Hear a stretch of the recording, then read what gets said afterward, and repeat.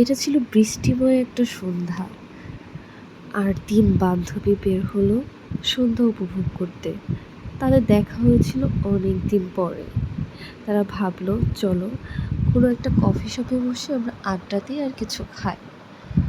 যেহেতু তারা মেয়ে মানুষ, ফুচকা অর্ডার করলো। দই ফুচকা। দই ফুচকাটা ছিল খুবই মজার। আর তাদের রিয়াকশন দেখেই আপনারা বুঝতে পারবেন যে দই ফুচকাটা কত মজার ছিল। এরপরে তারা চটপটি নিল। চটপটির স্বাদটাও ছিল খুবই ইয়াম্মি।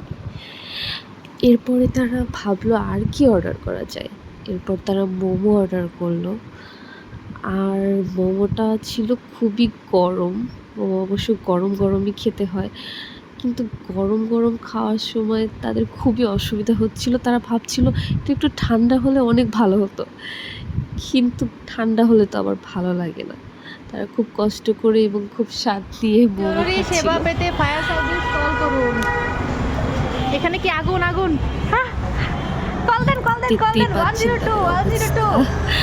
এরপরে তারা চলে গেল তাদের যার যার গন্তব্যে। Bye bye.